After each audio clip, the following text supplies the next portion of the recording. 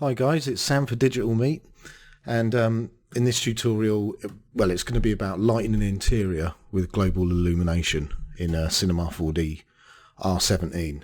And I think most of this will apply to R16 or R15, possibly R14. I think there may be some options in the lower versions that aren't available to us. So let's get cracking. Basically, I've prepped a scene file. And all it is this box, which is going to serve as our room. And I've set up some cameras in this room so we can get a good look at it. So we've got some items in there. We've got a couple of windows so light can pour in. There's another view there. And then I've made this kind of corridor. And it's just so we can show how light bounces and spills around the scene.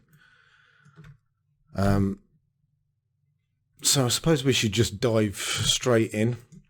Let's talk about the renderer quick. So if we click on our render settings, I'm using the physical renderer, and there's a couple of reasons I'm doing that. I mean, I typically use it anyway.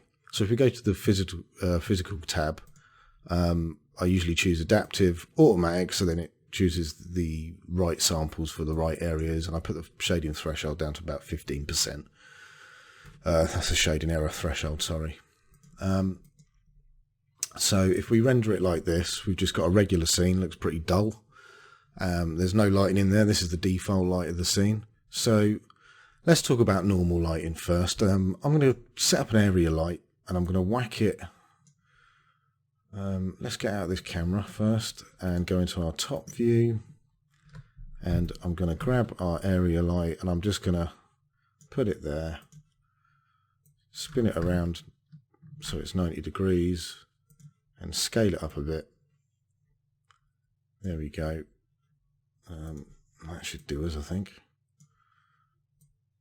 Let's go back to our... Oh, it's a little bit high as well, so let's bring that down. It's not needed. Go into our normal camera and we can see light is now spilling into the room. There's no shadows on it yet though. So if we click on our light, and look at our inspector down here, we can see shadows here, and I'm just going to turn that onto area shadows and render. Now that doesn't look particularly good, and our shadow quality is not too good. So right, this is one of the differences between physical and the standard renderer. If we turn this over to standard and then click on our area light, you can see that we can control the accuracy, the minimum samples, the maximum samples. So if we render again, it should look about the same. Yeah, it is. Pretty grainy. If we whack the samples up to 64 or something like that, we should get a better result. Yeah, a lot smoother. Still a little bit grainy, but it's a lot smoother.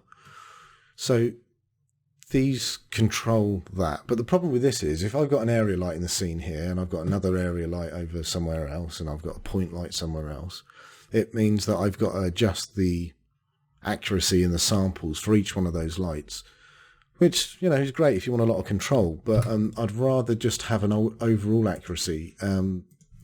Actually, let me just go back and Control Z that so I get my light back. So as you can see that these are available to me. If I go back to here and choose the physical renderer, this all gets grayed out because these settings apply across the board for all lights, and I find that way more useful, to be honest. So I'm going to delete, actually, let's bring that light back. And the way that we can, if I render again, you'll see that we're back to this grain again. So I'm going to go down here to the shadow subdivision and whack that up a couple to 4. And you can see that sorts the issue out, and that does that across the board for all lights. So that's great. Right, the thing that I want to point out here, the reason I've put this light in the scene is because you'll notice that light pours into the room. The back side of this, where the window is completely black because there is no bounce lighting. We get light, pours into the scene, hits a surface, and that's it. It comes to the camera and that's it. You can see that that's happening on this box over here. It's hit the front side, and the back side of this box has been totally, it's in the shadow of that light. But what would really happen is it'd hit the front surface of this box, you'd get a bounce off of it onto the floor, and it'd scatter around the room, and it'd lighten up this... Oh, excuse me, that's my cat.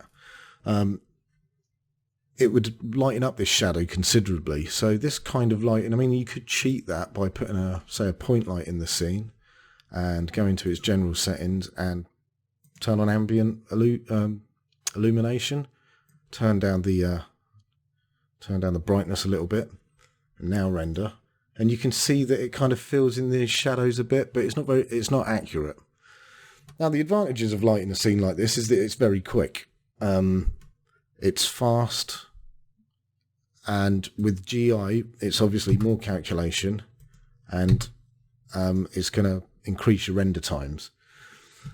So now that we've had a look at normal lighting, let's get into the meat of it. Let's have a look at the GI stuff.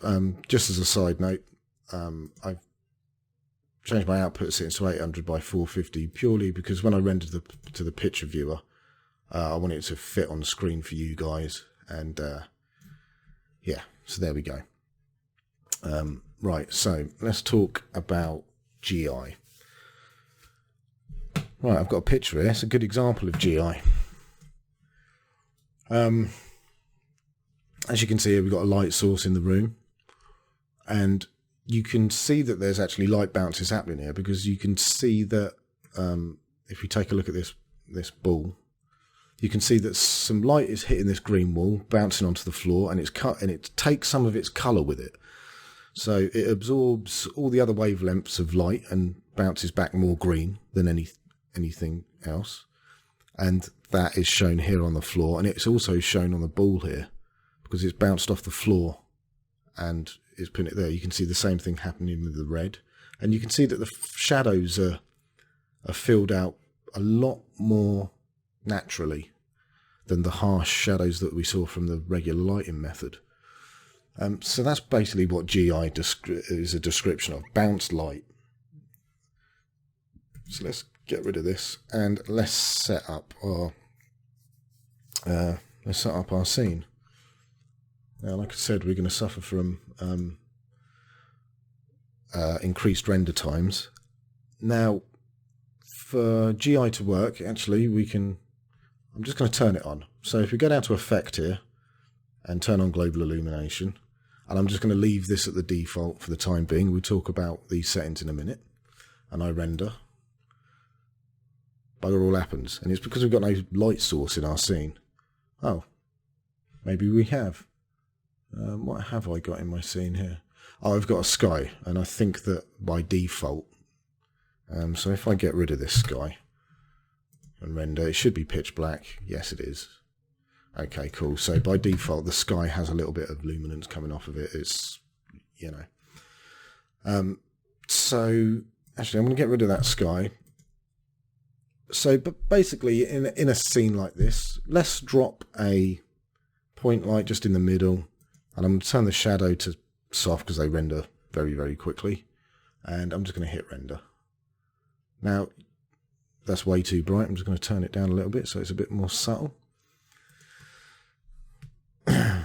So there we go. Quite natural shadows there. Well, in terms of the light filling in some of it. And you can see we've got some bounce light going on in the room now. So you can use light sources, obviously, and that light will be emitted from the light. It'll hit a surface, then bounce. And that's what you're seeing when you're seeing these samples appear on screen. Don't know if you could see that very well. Let me whack it back up again. And you can see the samples. You can see all the data being collected there and the samples. And that's because the method that we're using is the Irradiance Cache. We're going to talk about the primary methods now. There's two, really. Irradiance Cache Legacy is an older version of it, so we don't really need to worry about that. We've got Quasi Monte Carlo. I'll refer to that as QMC from now on. It's, how can I describe it? It's way more accurate. in fact, let's just turn it on and see what happens when we render to this. Okay. Okay, and that's pretty quick, to be fair. This works on a per pixel. It's on a per pixel based method, so it will be more accurate. You're going to get a lot more grain in it, and that's because with the Irradiance Cache method, it actually, what it does is it takes samples from around the scene, which is what you saw a minute ago. So let's render that again. So these samples, and it blends those samples together using this smoothing. So if I take the smoothing right down to 0,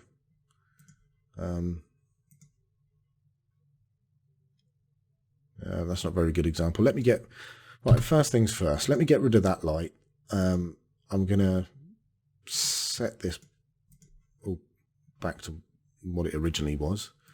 And I'm going to talk about luminance. So you can have a light in your scene, but you can also have a luminant object as well. So let's make a quick material. And I'm going to turn off the colour, and I'm going to turn off the reflectance and give it a luminance channel and just make this a luminant red, nothing too bright, something like that. And I'm going to apply this material to this box. With my GI settings were just Irradiance Cache. All of this was, you know, what it initially is when you add Global Illumination. And I think the smoothing, reset to default, yeah, 50%. Okay, so let's just see what happens here. I know, look, see. Because it's a luminant object, it is now shitting light into the room via this object. Well, it's not really the object that's doing it, it's this material that I've added to it. So that is what's adding our light.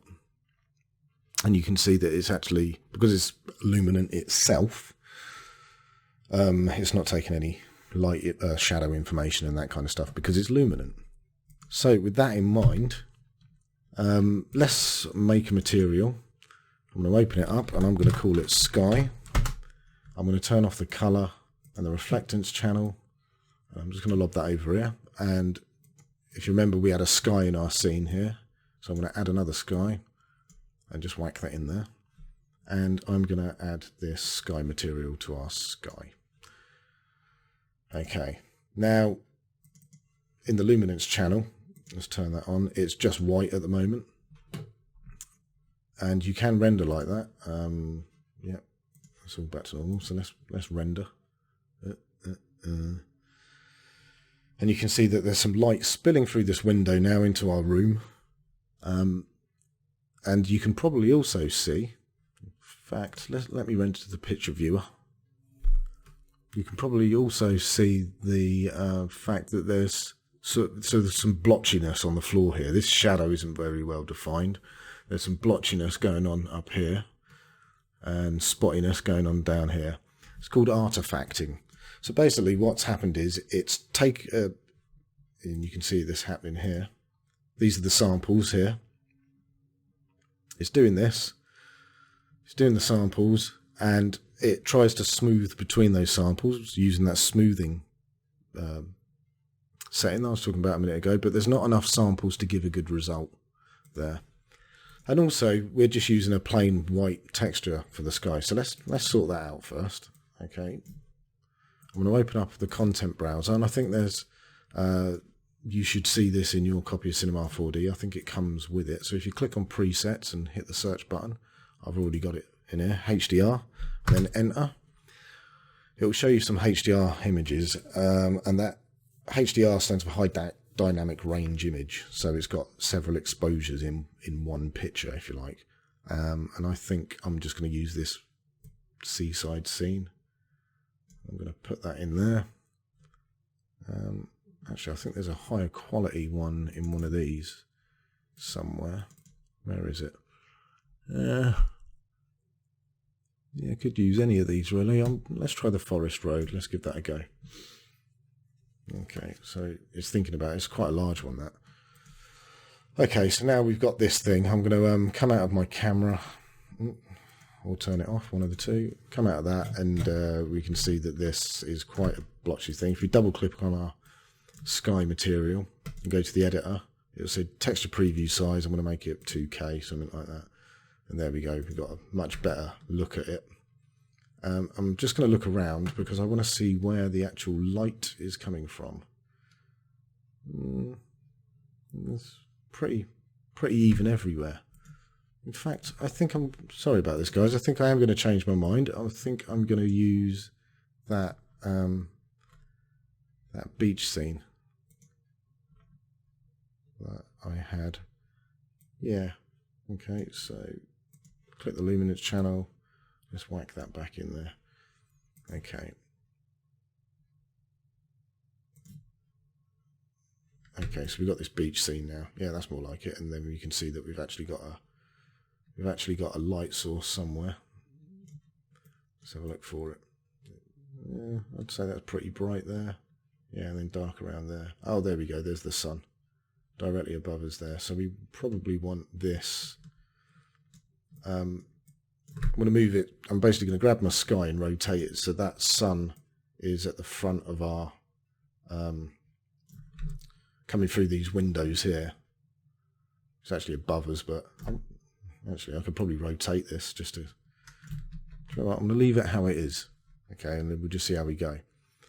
So if we go back to this camera, obviously you can see the outside scene now, and you can see some of that colour coming through as well, and that from the blue sky. I don't particularly want to see outside there, so on my sky I'm going to right click, Cinema 4D tags, compositing tag, and scene by camera. I'm just going to turn that off. So now it should render just black. That's fine. Okay, so we've got that set up now. Something else I want to do, just get rid of this so our block goes back to being white, and close this up. Okay, so like I was saying earlier, that we've got some blotchiness in the scene. So what can we do about that? Well, one thing I could do is I could go into the Global Illumination settings. One thing that used to be typically done is affect the gamma. So if I shove the gamma up and then render, you can see that it looks a lot brighter now. And you can actually see the artifact in here in the corner. Now, this is typically something I wouldn't recommend. Since the advent of linear workflow, which is turned on by default in Cinema 4D. In fact, if you want to see it, you can go to your project settings, and it's here, linear workflow, tick. So you don't have to worry about that. It's on by default. In fact, as far as I know, Cinema 4D was one of the first sort of 3D packages to have that as standard. So with linear workflow, light travels further. It travels in a more natural way, in the correct way. So affecting your gamma, personally, I mean, it can be done. It's there for a reason, but personally, I think that should be left at 1. I don't think that's a good way to make your light travel further. So that's that setting. So samples. I'm going to twirl this down, and our samples, we've got some presets here: medium, high, whatever. Okay. So the accuracy is 75%. Now, if you wanted to actually affect the sample count here, which is grayed out, you could say custom sample count, and then it lets you affect that. I think custom accuracy is better because I can whack this up now to 90. So let me we'll open up our, we'll go to Window, Picture Viewer, so we get our render window open again, and I'm going to delete all of these. Remove images, yeah, and this start from the beginning. Open up our render settings. So that's exactly how we left it. So let's just render the scene so we've got some comparisons here. Okay, so we can see the blotchiness. I'm going to whack up the accuracy of this to say 95%. It should increase the render time. So we've got 7 seconds on the first one. Yeah, it did increase it by a couple of seconds. Now, if we compare these two, we've got a higher sample count, and it seems to be a lot better. So that's something we can do to combat that. Let's put this back down to what it was. Reset to default, so that's 75% again. If you actually go into the Irradiance Cache settings, we've got record density as well. So that was on medium anyway when we rendered at 75% accuracy. So let's whack this up to high on 75% accuracy and see what we get. So basically, record density means that it records more samples. You can see it's a lot denser. You can see that here actually. And it does increase the render time quite a lot. And as you can see, it's still blotchy. But with more samples. And I want some more light in this room. And I normally do that by affecting the second, by choosing the second method, but I just want to stick to talking about the Irradiance Cache at the moment. So I'm going to go into my material and go down to the Illumination tab, and here we've got Generate GI and Receive GI. Now on Generate GI it says strength 100%, but what I could do is I could go to the Luminance channel, set this to multiply, and then on this brightness level here, it multiplies it over the top, so I could actually just sort of crank this up. So it multiplies it by this white colour here. But then, you know, if you do want your sky in the scene, it's going to make this brighter. It may look wrong. So I'm just going to go to the Illumination tab, and I'm going to crank this up to say 150%. So it will generate more GI from this material. And now I'm going to hit render again. So let's see. There we go. Pushed more light into the room. And again, I've left it on those higher samples, the higher record density, so you can really see now compared to what it was rendering like before, the sample density here. But again, we've got higher sample density, and it's definitely brighter, but it's blotchy, unlike the first lot. Well, the first lot was blotchy, but you can see that the samples are few and far between. But in the last one, that there's lots more of them.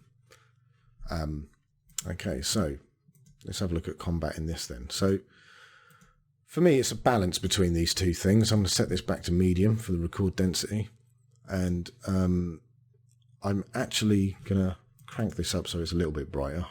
Don't worry, I'll knock this down when we talk about the secondary method. And the samples, we had a custom accuracy, right? So everything's back to normal, how it was. So it's kind of a balancing act between these two things. So actually whacking up the record density didn't really help us too much. But this had a pretty big impact. So you can 12 down, you can affect everything there. But I just want to talk about this smoothing. And to get my point across, I'm going to actually drop the accuracy of the samples. Actually, let's just drop it down to say 10% and see what happens when we render. Okay, yeah, so it's very, very blotchy now. Okay, so that's the sample accuracy and the record density. Okay, so let's whack this up to it up to maybe 30% and give that a render. See what we get. Okay, so it's more blotch. In fact, sorry guys, ignore me. Let's get it up to 75, because then we can see because it had blotchiness anyway. Okay, yeah, so we can see this sort of blotchiness, and now let's crank up our smooth settings on the Irradiance Cache. So let's whack this up to say 90% and see what kind of difference that makes. So the samples are exactly the same, it's just the smoothing that's going on in between them. And look at that. I mean, we're still getting artifact in here, but it smoothed out those samples by quite a lot. So that's just something to keep in mind, that this smoothing setting. Personally, I don't really like doing that, especially if you're animating. You're going to see those blotches kind of moving around. And the smoothing can help with that. It will help. So I'm going to reset that to default, and the custom accuracy I'm going to reset to default. Yep. Okay, that's fine. So everything's back to the way it was. Okay, so I've talked about gamma and the linear workflow. talked about the artifacting and smoothing between samples.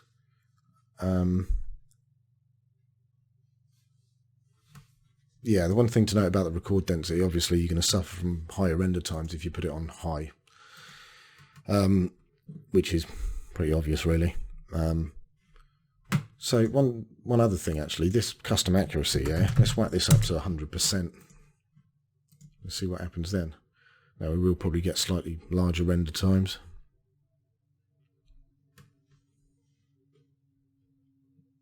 But you can see that whereas before when we used the smoothing on this render to smooth out these crappy looking blotches, but we just put the accuracy up to 100% on the last one, and that sorted out these. Some dodgy artifacting going on in that corner there, but yeah, that's something for us to look at, I think. Okay, so that's just something to bear in mind anyway. I'm going to put that back down to everything's back to normal, and we're going to talk about our secondary method. I think we briefly talked about QMC, didn't we? Quasi Monte Carlo. You can see that it's got a lot less settings, and that's because it's sort of like it's a brute force method of rendering. And you can see that it will take a lot more time, and it is more accurate because it works per pixel. But, and this is a big but, you can really see it's got this grainy kind of nature to it. Now I'd suggest that you do all your planning and sort of your setup rendering with the Irradiance Cache method, and then maybe use QMC on high settings for your final render. But I'll warn you now, the render times are pretty huge. I mean, already we can see we're at 36 seconds and we're nowhere near finished, whereas this lot, you know. But this is a more accurate way of rendering. But unless you've got a render farm in your basement, I'd forget about it if you want something rendered this side of Christmas. So I'm going to cancel this at the moment. But not to say that it's a bad way of rendering. That is very good. If you get your settings right, especially in conjunction with a secondary method, I might show you that later. So for now, let's get back to the Irradiance Cache. Everything's normal. Gamma's on 1. The samples are on 75%, and that is on 50 and medium. Okay, so that's good. Okay, if you're wondering what these other tabs are, the cache file is basically the Irradiance Cache. When you render, it caches that information in a cache, basically. Options, I wouldn't worry about this too much. Okay, so secondary method. I think we've briefly talked about QMC. Yeah, that's fine. Secondary method, we've got a few options here. We can use Irradiance Cache again. So we could just add that again. And the diffuse depth is how many bounces. So if I render now, it will calculate the Irradiance Cache, and then it will calculate the Irradiance Cache again over the top of it. So you can see there's a lot more light in the room now. So with this off, basically you've got this primary method, Irradiance Cache, and that equals to 1 bounce. So if I just get the picture viewer back,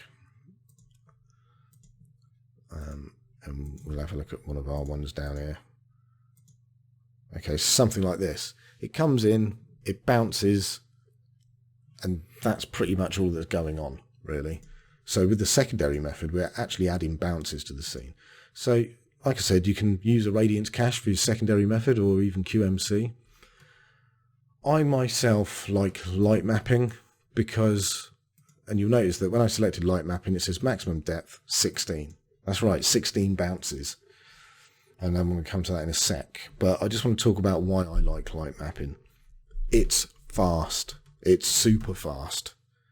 It's great. It pushes light further into the scene, so it's great for interior rendering. And let's talk about this maximum depth there. So basically, they're bounces. So let's, let's turn this down to 4 and have a look at the render time for this. We're just going to leave the normal settings on. Keep closing that, don't I? This literally pertains to the primary method. It doesn't It's nothing to do with that, as far as I know anyway. But you'll notice that once we've selected light mapping, it adds this tab here. And we're going to talk about this in a sec. So let's just leave that on a maximum depth of 4. And oh, look, that looks pretty, doesn't it?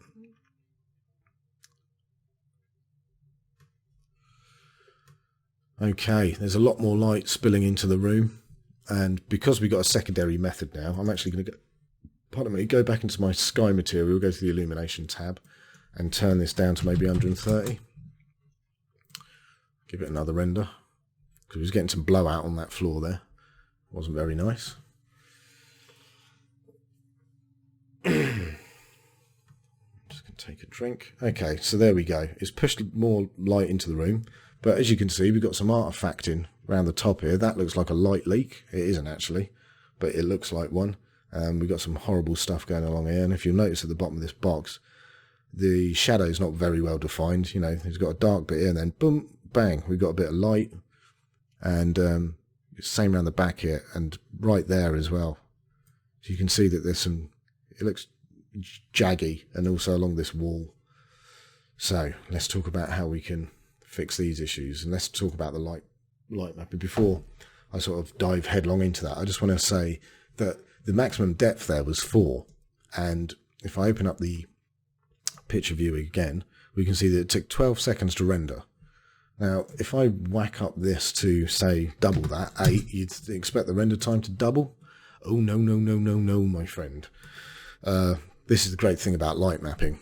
You know, you get more light pushed into the scene, but it's based on more on the same sample. So there you go, 12 seconds. More light, 12 seconds.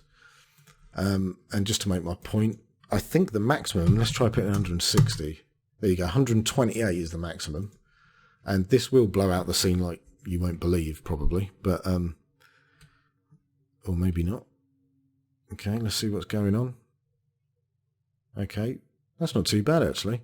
But it actually took less time with 128 bounces. So 11 seconds for that. But it just means that you got more bounces. If you look at the difference between these two, there, you know, there is more. But in certain situations, at some point, more bounces aren't going to equal better quality or better lighting. So I'm going to turn this down back to its original setting of 16. See how we get on with that. In fact, I think I already did one with 16. Yeah, it was that one. Okay. Yeah, fine. Okay, so what else do I want to talk about this? So, about the render times that don't increase. Okay. So, let's go to the light mapping tab. Path count. You see this is times 1000, so is this value times that, so that's like 5 million pixels, paths. So this is like the light mapping's equivalent of samples. So with this, let's get the picture viewer back, with these sort of artifacts, and look at that, that's a lovely little light leak going on there. Well, it looks like one. Let's try increasing this. This is the sample. So we've got 5,000 in there at the moment. Let's try putting 10,000 in. Oh, and maybe stopping that and rendering to the picture viewer might help. Okay, so did that help us?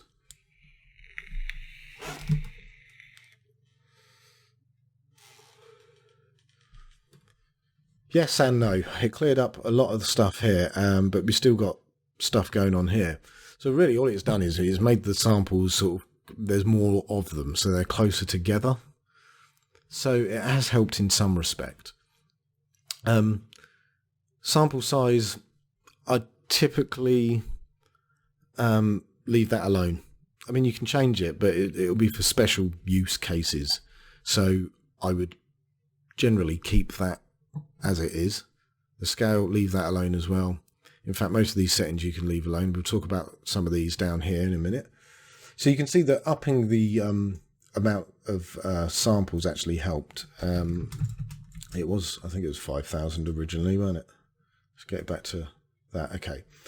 Right, we've got this mode at the bottom, and if you turn it on to visualize, it actually lets you see the samples. So if we render now, we'll actually get a view of where the samples are.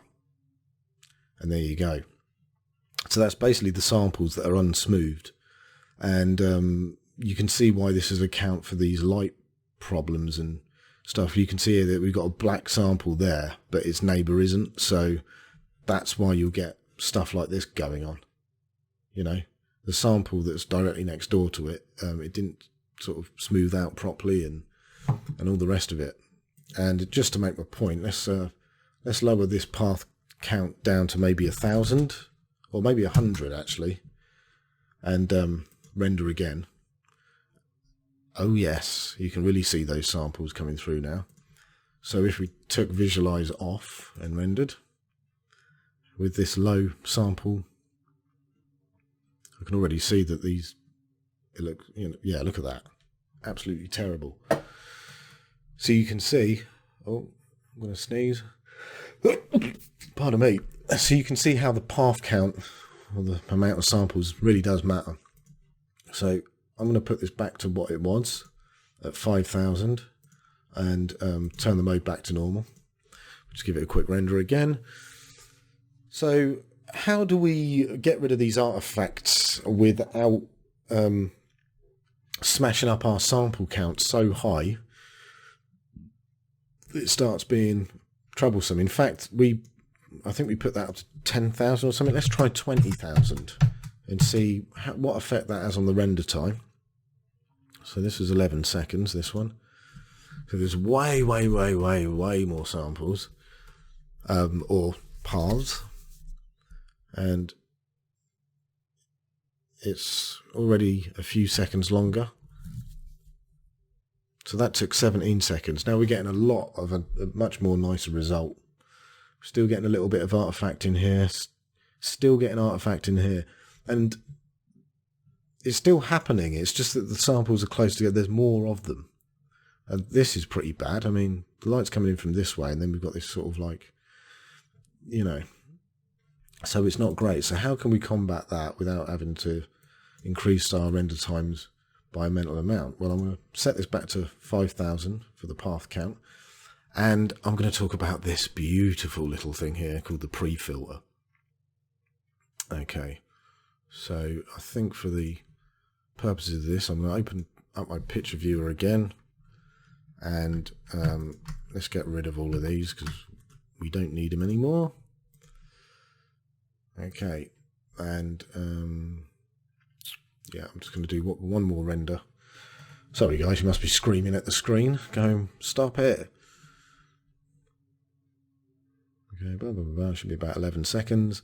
Boom. Yeah, okay, so that's our default one now. And I'm going to turn on this pre-filter. Okay, so let's just render with the pre-filter on and see what the difference is between these two.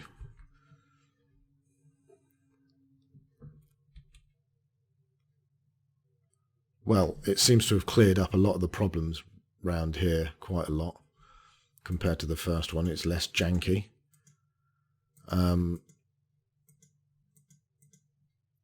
But we can improve it even further.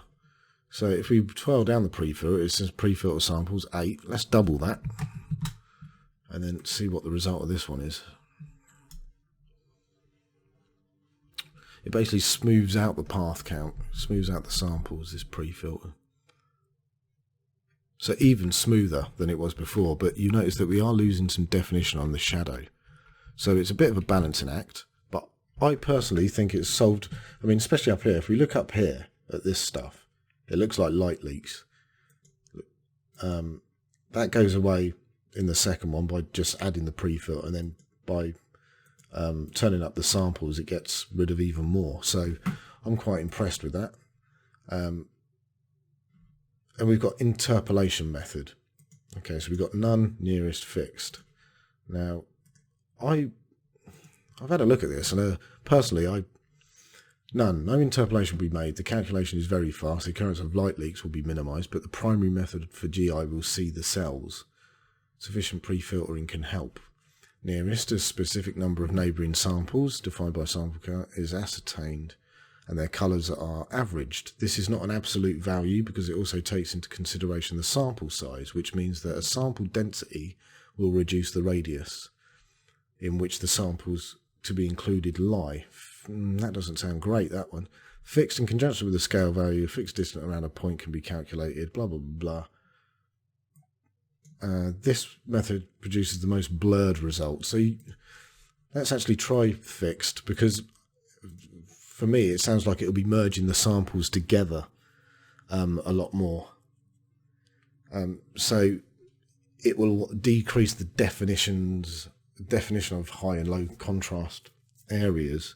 Yeah, you can see that those shadows have all and you can see that you can barely see the crack in the wall there. Yeah, so for my money, I think, personally, I prefer none there. So I'm going to leave it there. Now, yeah, okay, so we're getting some good results now. So let's scooch the camera around and have a look what it looks like from this side. And let's talk about the light travel. As you can see, this method, especially with the light mapping, the secondary method, is genius, especially when it comes to having light travel through. You can see this corridor, you're getting bounces between these walls. Obviously it gets darker as it travels along it, but it is being lit. And for the amount of time the render's taken, it's not bad in terms of accuracy. So let's have a closer look at this corridor.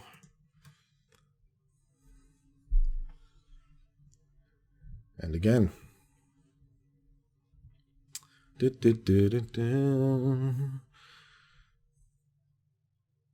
not too shabby, but problems do start occurring when we get down the corridor into the other realm. You can see now that things ain't looking too bright there. I expected it to actually be worse than that. You can see there's a bit of blotchiness on the wall here, and as it starts getting darker you'll start to see sort of more blotchiness. So with that in mind, this is where the Irradiance Cache settings could be tweaked a little bit. So maybe with the accuracy, I'm going to put it up by 10% and see if that helps. And I'm also going to crank up the path count of this to maybe 10,000. So it will increase the render time, but if you're getting problems like that in areas like this, that should help. And I think I'm going to call this a day in a minute. Yeah, we've still got a little bit of blotchiness here compared to this one. Yeah.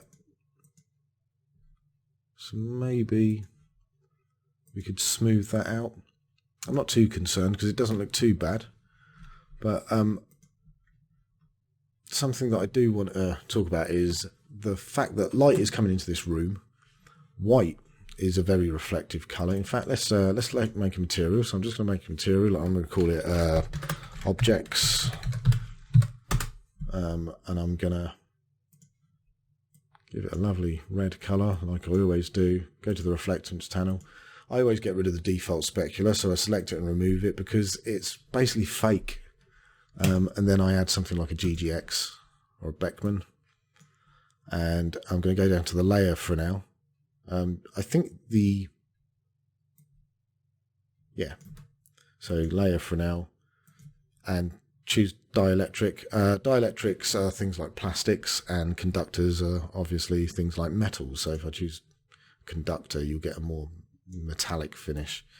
So I'm choose dielectric and leave its index of refraction as is. I'm not too bothered about it, and I'm just going to add it to, let's 12 down my scene and add it to my null with all my room objects in it.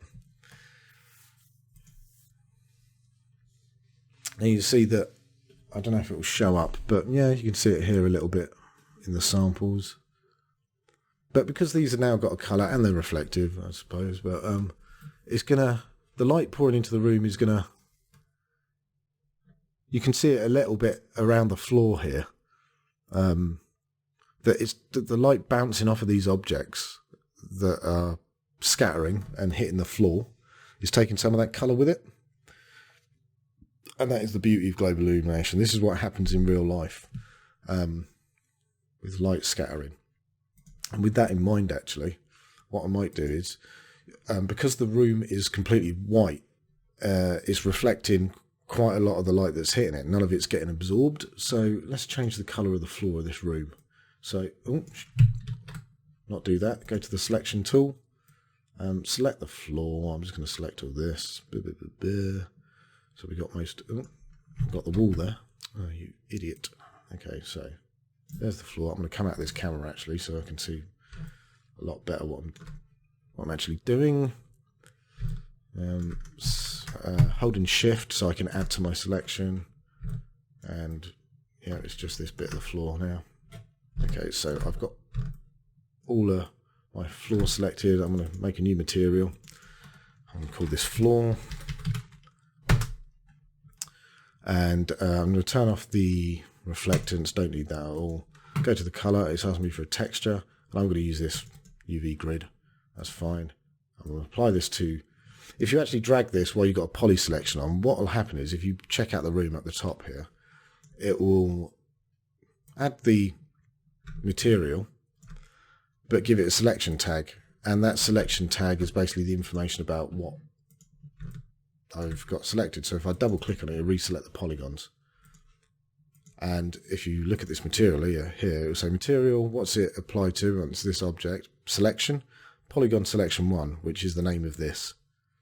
And everything else has got this white material on it. So that's what's going on there.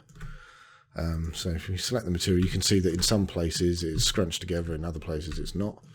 It's because it's on UV mapping. I'm just going to turn it to a cubic mapping, or maybe even flat. Yeah, okay. And you can see it looks pretty screwed up. So I'm just going to go to this texture tag, and we can see that it's orientated the wrong way. And I'm going to go and press this thing here, and then go to the rotate, and it allows me to rotate it now to a 90 degree, and it'll even let me scale it up as well, so it'll be less weird. There we go. And then we click off of this and go back to object mode. Let's go back to our camera. I'm going to render the scene. So actually, let's cancel that one. Go to camera 2, because that's what we had before. Okay. I'm just going to delete the one before that. Okay, so that's what we had when we had a white floor in the room. So it's obviously reflecting quite a lot of light, because it's not absorbing anything. But now we've put a colour in the room. It's actually darkened the room a little bit, because it's absorbing some of that light that's coming in. And again, this is so good. You know, I've put this colour on the floor, and look at the ceiling. It's actually receiving some of this colour from the floor, where light's coming in bounced, boom, right up the top there. Same with the green over here, getting a green hue, some in the corner. We're getting a little bit of spill from the red there, not too much. Let's check down this corridor as well and see how that's affected the light fall off. Again, it's absorbed more of that light, so it should be travelling. Well, it's not that it's travelling less, it's just that less of that light is travelling down that corridor. So it's travelling just as far, but with less energy.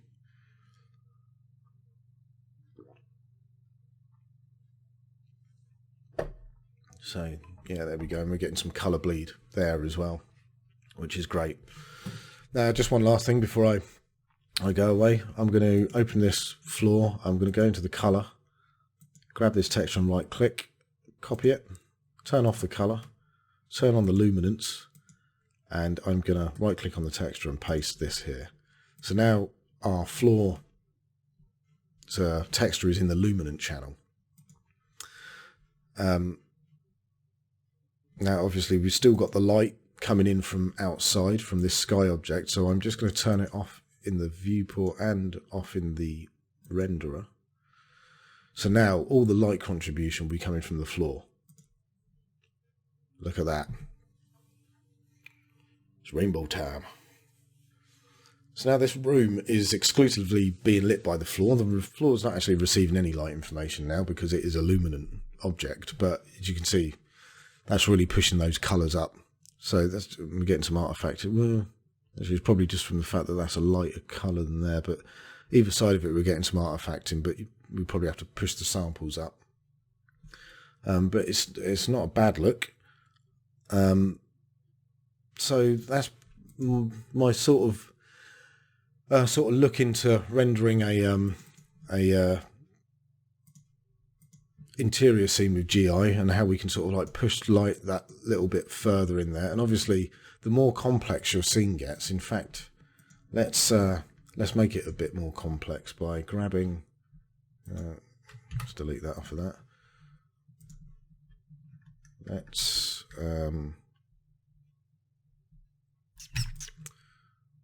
just put these here and spin them around like that. Let's grab, in fact, let's make a different colour material, something like green. We'll drag that onto these.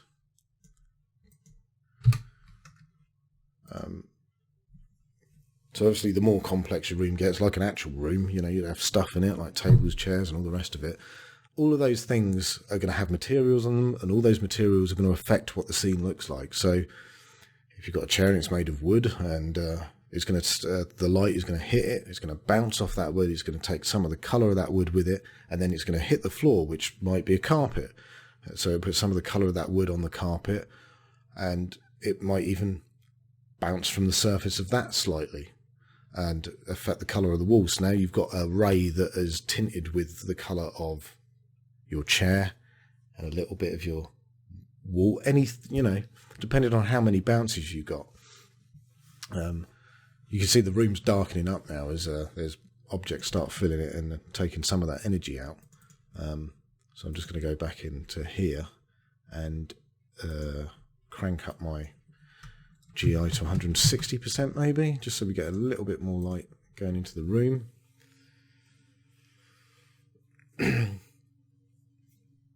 So this is really how you start fleshing out with your lighting. So it's about that balance. Again, it's about that balance between your sort of record density and your accuracy in IR. Remember, QMC is like a brute force method. Your render times are going to go through the roof. Light mapping is the tits. Always remember that. And again, it's about tweaking those settings. That pre-filters setting is great. I mean, if you look now we've got some actual materials. You know, nothing in the real world is totally white unless you're going to a museum or something. But, you know, that looks totally acceptable. Not too much artifacting around the top of the walls. And, yeah, I'm going to stop rabbiting on now, guys. As usual, check out the website, digitalmeat.uk. You can catch me on Facebook and Twitter if you want updates for when the next tutorials are coming out. I'm on YouTube and Vimeo. The Facebook is facebook.com/digitalmeat3d. It's also digitalmeat3d on Twitter as well. I've also added a new section to my gallery on my web page, actually. Let's just have a... If I could spell... Oh, come on, Chrome. You know you want to do it.